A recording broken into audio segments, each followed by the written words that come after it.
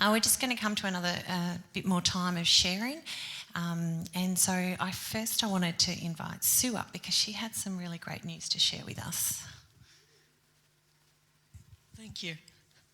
And I've asked if I can have a little bit of time to tell you a special story that started a couple of years ago when my daughter-in-law, Natalie, went over to Mozambique with Global Interaction.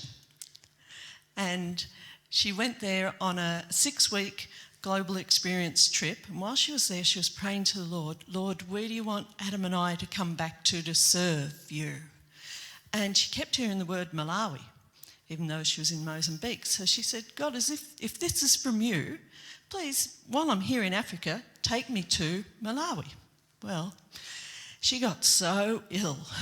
She was ill for 3 days, and the team said, we've got to call a medical advice team, and they all said, don't send her to a Mozambique hospital, she'll come out sicker than she went in. Send her to Malawi.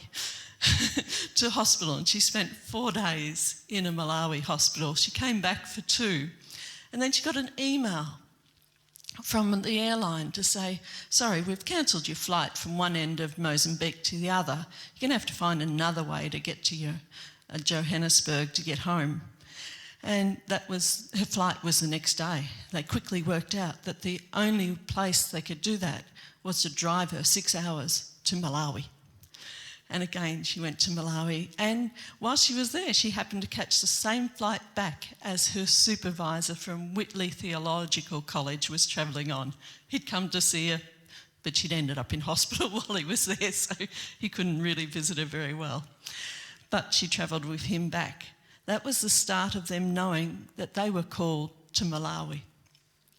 So just 5 weeks ago, they went on a trip to Malawi, and I asked you to pray for them. And thank you so much for praying for them, because as many of you will know that in February last year, Adam started to get seriously ill, and he basically was living in constant pain with a 5 out of 10 on a good day of pain level and an 8 to 9 out of 10, 2 to 3 days a week.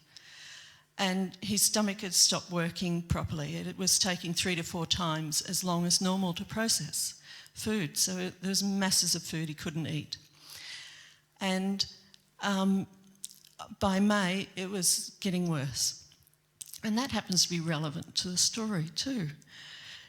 After being in they landed in Malawi, and Nat went to hospital and had a general anaesthetic operation from eating a piece of bread. She got a husk stuck in behind her tonsils, and they did surgery on her, pulled it out and sent her home. Cost $300 Australian if you ever want surgery done. And so God looked after her there, but Adam got sick, and he was sick for 2 weeks. And because he couldn't take his medication that the specialist had recommended, and they'd travelled from Malawi to Mozambique, and after 2 weeks they had to go back to meet the team leader in Malawi. And the night before they went back, he was really seriously ill, suffering like 9 out of 10 in pain levels. And he just said, Lord, you know we're committed to where you've sent us, committed to serving you. You know that it's going to be risky with Natalie doing all the driving by herself. We just trust you. And he left it with the Lord. The next morning, for the first time in 18 months, he woke up free of pain. Absolutely no pain. And they drove to Malawi, and they had a meal served by the lady there who'd prepared it, and it was a meal full of food that he couldn't eat without being seriously ill. And he thought, well, this is a little bit different today, and he ate it. He didn't vomit, he wasn't in pain. The pain has not returned. And he's been back in Australia and the pain has not returned. It's just absolutely wonderful. The team leader met with them the day after they arrived in Malawi in the second week, and said to him, what happened? when that pain started, when all the problems started, what was happening in your lives? And they thought about it and they said, well, in February last year, we applied to join Global Interaction. And in May, we were accepted. That's when it got even worse, to be part of Global Interaction. But they persevered. They persevered through all that pain he was suffering from, and they continued in God's plan. And on the one day that they returned to be with the Malawi people, God healed them.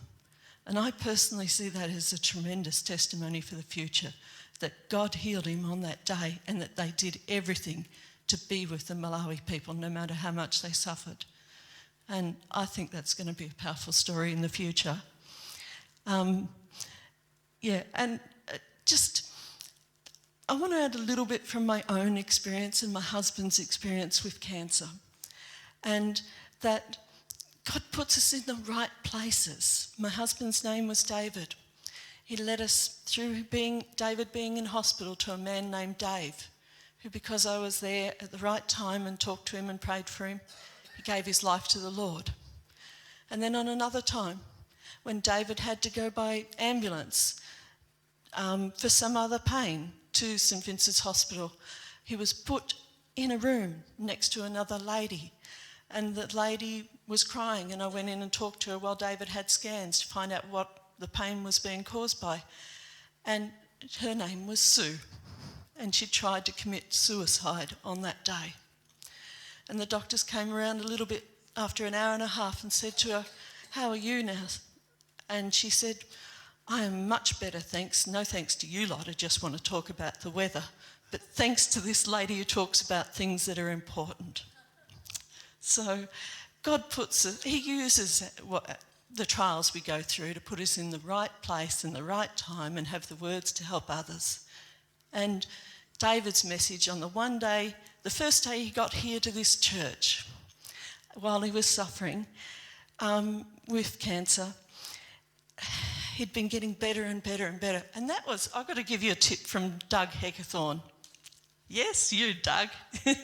Sue and Doug came to me and said, "What can we pray for David?" And I said, well, his major need at the moment is to be able to keep down more than one child's meal per day. So they said, we'll pray specifically for that. And someone else asked that from our church as well. And 2 families prayed specifically for that problem. Within a week, within 5 days, David confounded the specialist. He started to be healed. And he could eat and eat and eat. And I told Doug that, and Doug said God had said to them through the week, "Don't need to keep praying that. We've healed him." And Doug said, well, I once learnt when the prayers are specific, the answers are terrific. And I've never forgot that saying, and I always believe that. And David's message, when he was sitting in a seat over there in the front row, because we always got here late, we never could find seats. It was so crowded in our church back then. The gentleman on stage had a near-death experience, just survived a car accident the day before. And he said, "I know there'll be someone here who wants to give thanks to God for what's been happening in their lives." And I prayed to the Lord, should I say something? And the Lord said no. And I just subconsciously touched my husband on the leg, and he jumped out of his seat. And he was the first one to get up, and his message was, no matter what's happening to you, no matter what you're going through, don't stop praying. Don't stop asking for God's help in healing. And trust him. Trust him.